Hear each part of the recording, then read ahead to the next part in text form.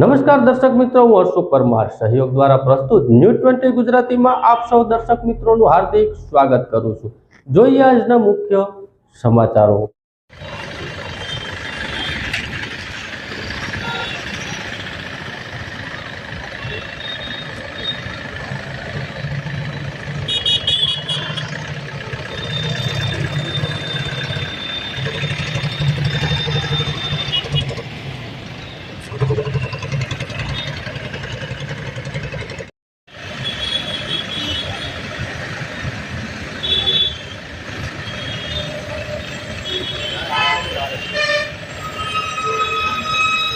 રાખો ઉભા રાખો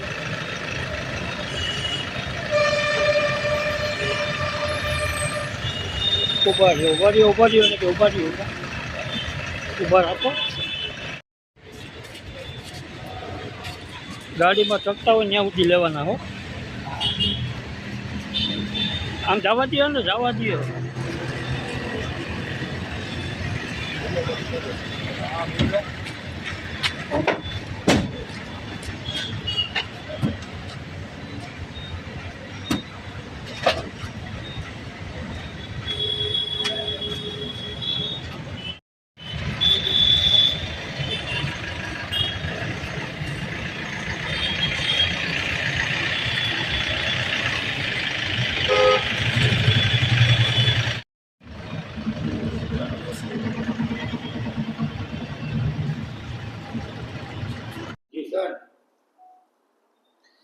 જૂનાગઢ લોકલ ક્રાઇમ બ્રાન્ચ તથા એસઓજીની ટીમને અને તેમના અધિકારીઓને જે સંયુક્ત બાતમી મળેલી તેમના આધારે જૂનાગઢ યુવનગર રોડ પાસે આવેલા મહાનગર સંચાલિત પમ્પિંગ સ્ટેશન પાસેથી જે હાઇબ્રિડ ગાંજાના 3.160 કિલોગ્રામ જેટલા જથ્થો, જેના 3 પેકેટ અને જેની બજાર કિંમત 1,16 લાખ રૂપિયા થાય છે, આ જથ્થા સાથે 4 આરોપીઓને પકડી પાડેલા। જે એલસીબી અને એસઓજીની ટીમને જે બાતમી મળેલી તેમાં મુજાહિદીન રિયાઝ ખાન પઠાણ, જહાંગીર રજાક શાહ શામદાર તથા હુસેન નાસિર પઠાણ, આ ત્રણેય જૂનાગઢના। અન્ય આરોપી ધવલ કાળુભાઈ વરાડ જે વિસાવદરનો વ્હાઇટ કલરની ટોયોટા ગ્લાન્જા કાર GJ 11DB 80 નંબરવાળી ગેરકાયદેસર રીતે પ્રતિબંધિત હાઇબ્રિડ ગાંજો લઈને નીકળેલ હોય તથા અલગ અલગ જગ્યાએ ગ્રાહક આના વેચાણ માટે ગ્રાહકો શોધે છે, એ પ્રકારની હકીકત મળતા એલસીબી તથા એસઓજીના અધિકારી પોતાની ટીમ સાથે જઈ અને આમને પૂછપરછ કરતા તેમની ગાડીમાંથી છે એ આ 3 અલગ અલગ એક ઠેલો મળી આવેલો। જે ઠેલાની તલાશી લેતા તેમાંથી હાઇબ્રિડ ગાંજાના 3 પેકેટ મળી આવેલા। પંચો સાથે વિડીયોગ્રાફી સહિત જે NDPS એક્ટ મુજબ જે પ્રોસિજર છે તે પ્રમાણે કાર્યવાહી કરતા કુલ 3 કિલો 160 ગ્રામ જેટલો છે એ આ જથ્થો મળી આવેલો અને જે બજાર કિંમત 1,16,71,000 જેટલી થાય છે। આ આરોપીઓ હાલ જે મુજાહિદીન રિયાઝ ખાન પઠાણ, જહાંગીર શાહ રજાક શાહ શામદાર, હુસેન નાસિર પઠાણ તથા ધવલ કાળુ વરાડ, આ તમામને અટક કરવામાં આવેલા છે। અન્ય પણ આ પ્રાથમિક પૂછપરછ દરમિયાન જે હકીકત સામે આવેલી છે તેમાં આ આરોપીઓએ રાજકોટની શેરબાનુ મોહમ્મદ રફીક નાગાણી, આજે રાજકોટ રહે છે અને તેમના મારફતે કોન્ટેક્ટ થયેલો। જે લેડી છે એ ગઈ જનરલી બેંકોક અને થાઈલેન્ડથી આ જે પ્રતિબંધિત હાઇબ્રિડ ગાંજો છે તે લાવીને તેનું વેચાણ કરે છે અને તે પણ એક બરોડામાં મોબાઈલ નંબર આપેલો છે જેની સાથે સંપર્કમાં હોય। તો ગઈ તારીખ 27/10/25ના રોજ જૂનાગઢ ખાતે ઝાંઝાળા ચોકડી પાસે આવેલી હોટલમાં રોકાયેલી। ત્યારબાદ આ જે આરોપીઓનો સંપર્ક થયેલો અને તેમાં ધવલ કાળુ ભરાડ તથા મોઇન સતાર ગંદા, આ ધવલની જે ગ્લાન્જા ગાડી છે તે લઈ ગયેલા અને 28/10ના રોજ છે આ અન્ય આરોપીઓ મુજાહિદીન રિયાઝ ખાન પઠાણ તથા જહાંગીર શાહ રજાક શાહ શામદાર અને હુસેન ઉર્ફે દરબાર નાસિર તુર્ક બેંકોકથી જૂનાગઢ આવેલા। આ આરોપીઓ મૂળ જૂનાગઢના વતની હોય અને આમની જે ગાંજાના 4 પેકેટ હતા તે પૈકી 3 પેકેટની ખરીદી કરેલી। ત્યારબાદ આ લેડીને છે ગોંડલ સુધી મૂકી આવેલા। હાલ આ દિશામાં છે એ ઊંડાણપૂર્વકની તપાસ એલસીબી કરી રહેલ છે। વધુ આ ધવલ, હુસેન, મુજાહિદીન, જહાંગીર શામદાર, આ 4 આરોપીઓની ધરપકડ કરેલી છે। અન્ય શેરબાનુ મોહમ્મદ રફીક નાગાણી જે રાજકોટની, મોઇન સતાર ખંધા જુનાગઢ અને જે બરોડાનો ઈસમ જેનો મોબાઈલ નંબરથી આ શેરબાનુ સાથે કોન્ટેક્ટમાં હોય અને એનડીપીએસનું જે રેકેટ ચલાવતો હોય એ દિશામાં હાલ ઊંડાણપૂર્વકની તપાસ શરૂ છે.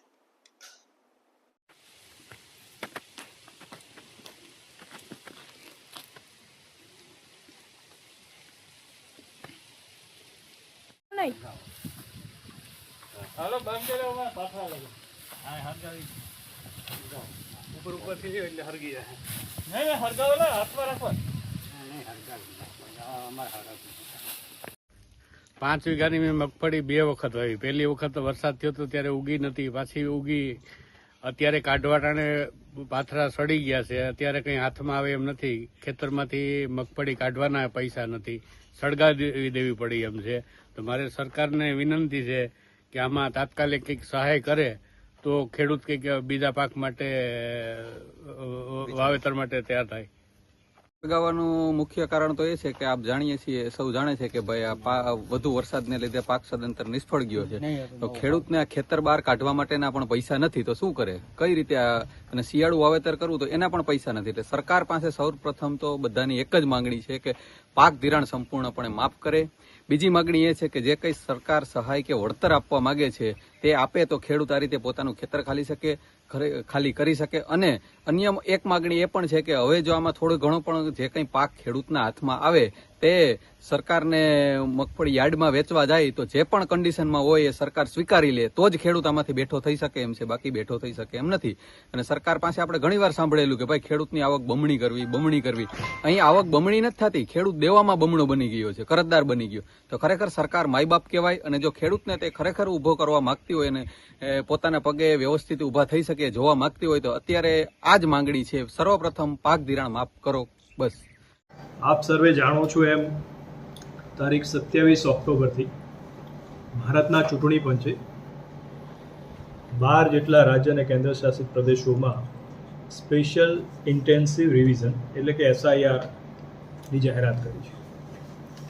મુખ્ય આશય જે SIRનો એ છે કે ભારતનો કોઈ પણ નાગરિક જે મતદાર યાદીમાં દાખલ થવા પાત્ર હોય એ રહી ન જાય અને કોઈ પણ એવો વ્યક્તિ કે જે આ મતદાર યાદીમાં દાખલ થવા પાત્ર ન હોય એનું નામ એમાં ન હોય અથવા એમાં ન આવે, એના માટેનો આ એક detail programme election commission of India તરફથી જાહેર થયો છે.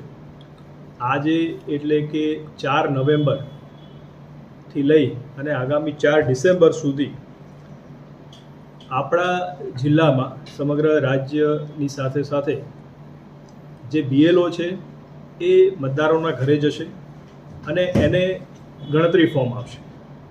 આ ગણતરી ફોર્મ છે એ 2 કોપીમાં હશે.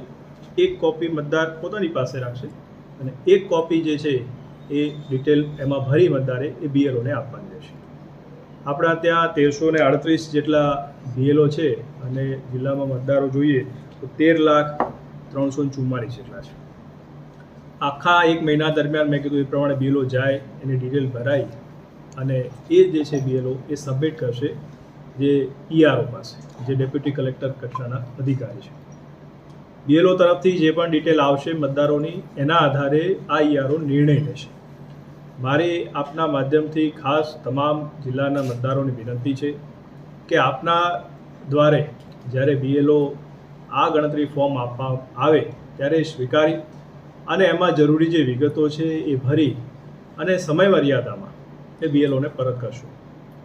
મૂળ આપણા આ જે છે SIRમાં જે ગણતરી ફોર્મ છે એની અંદર અમુક વિગતો તો એની ડિટેલ ભરેલી જ હશે, જે વધારે ભરવાની થતી નથી.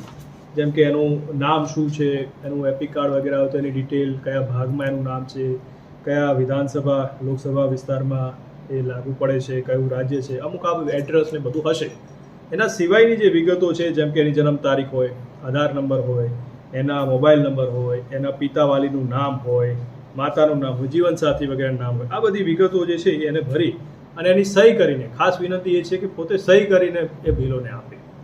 આ બાબતે કોઈ પણ એમને પ્રશ્ન હોય તો એ BLOનો સંપર્ક કરી શકે છે અથવા 1950 નંબર જે છે એની પર એ ફોન કરીને પણ માહિતી મેળવી શકે. હવે ખાસ એક મુદ્દો એ છે કે મતદારોને જ્યારે આ ફોર્મ આપવા BLO આવશે અને એ ભરીને પાછું આપશે એ વખતે એને કોઈ પણ પ્રકારનું ડોક્યુમેન્ટ આપવાનું થતું નહીં. માત્ર ને માત્ર આ ગણતરી ફોર્મ જ આપવાનું છે, કોઈ બીજા ડોક્યુમેન્ટ એમાં આપવાના થતા નથી. એટલે એ મારી ખાસ આપના માધ્યમથી મતદારો સુધી આ વાત પહોંચે એ છે. પછી જેવું આ આવી જશે, મતદારો ડિટેલ ભરી BLOને આપશે ને BLO આપશે EROને, એટલે 9 ડિસેમ્બરે અમે એક ડ્રાફ્ટ મતદાર યાદી જે કહીએ એ પ્રસિદ્ધ કરશું. એ મતદાર યાદીમાં માની લો કે કોઈ વ્યક્તિને લાગે છે કે ભાઈ મારું નામ આમાં નથી આવ્યું અથવા કંઈ પ્રશ્ન છે, તો એ પોતે જે છે વાંધા જે છે એ બાબતના ERO પાસે એ રજૂ કરી શકે. અને એ વાંધા જે છે એ 9 ડિસેમ્બરથી લઈને 8 જાન્યુઆરી 2026 સુધી એ આ વાંધા રજૂ કરશે. જેવા વાંધા ERO પાસે આવશે એટલે ERO આ મતદારો જેને વાંધા રજૂ કર્યા છે એને નોટિસ આપશે, અને એ નોટિસ જ્યારે આપે ત્યારે જ એ ડોક્યુમેન્ટ જરૂરી એને રજૂ કરવાના છે. એમાં આધાર કાર્ડ હોઈ શકે, એનું બર્થ સર્ટિફિકેટ હોઈ શકે, એવા અલગ અલગ 13 અલગ અલગ પુરાવા જે છે એ ચૂંટણી પંચે જાહેર કર્યા છે. એ પૈકીના કોઈ પણ એ આધાર પુરાવા આપશે અને એના આધારે એ ERO નિર્ણય કરશે. અને એ જે નિર્ણય છે એ થયા બાદ 3/2/2026 સુધી અમે આખા એના જે ચકાસણી કરશું અને ચૂંટણી પંચની એની મંજૂરી લઈશું. અને મતદાનની આખરી પ્રસિદ્ધિ છે એ 7 ફેબ્રુઆરી 2026 થશે. હવે આ મતદાર યાદી 7 ફેબ્રુઆરી 2026 પ્રસિદ્ધ થઈ જશે. એના પછી પણ કોઈને એવું લાગે છે કે મારે આમાં અપીલ કરવી છે, આ મતદાર યાદી સાથે હું સહેમત નથી, તો એ મતદાર જિલ્લા ચૂંટણી અધિકારીને અહીંયા અપીલ કરી શકે છે. અમે જે નિર્ણય કરશું એના ઉપર પણ માન લો કે એને કોઈ પ્રશ્ન હોય તો એ રાજ્ય લેવલે મુખ્ય નિર્વાચન અધિકારીની કચેરી છે, CO ગુજરાત સાહેબને, એમને પણ એ અપીલ કરી શકે છે. તો આવી રીતે આખી એક બહુ ટ્રાન્સપરન્ટ પ્રક્રિયા જે ચૂંટણી પંચ છે ભારતનું એ અત્યારે હાથ ધરી રહ્યું છે. અને તમારા માધ્યમથી તમામ મતદારોને અમારી વિનંતી છે કે આવા સાથ સહકાર આપે અને જરૂરી જે મદદની જરૂર છે તો અમારા BLO, અમારા તમામ સ્ટાફ આપશે. આખી પ્રક્રિયામાં તમે જાણો છો એમ રાજકીય પક્ષો ખૂબ અગત્યનો ભાગ છે, અને આના માટે અમે જિલ્લા લેવલે પણ રાજકીય પક્ષો સાથે બેઠક કરી છે. એમને ડિટેલમાં આખું પ્રેઝન્ટેશન આપ્યું છે, એમને જાણકારી આપી છે, અને એમના પણ કોઈ મુદ્દા હોય તો એ પણ ધ્યાને આપણે લીધા છે. રાજકીય પક્ષોને પણ ખાસ વિનંતી છે કે આપના BLA છે, આપના તરફથી જે આ પ્રક્રિયામાં જોડાતા વ્યક્તિઓ હોય એની યાદી પણ અમને એ લોકો આપી રહ્યા છે, જે અમે ડાઉન ધ લાઇન BLOને આપશું. એની સાથે સંકલન કરી અને આખી આ પ્રક્રિયા સારી રીતે પૂર્ણ થાય એ અમે કાર્યવાહી હાથ ધરશું.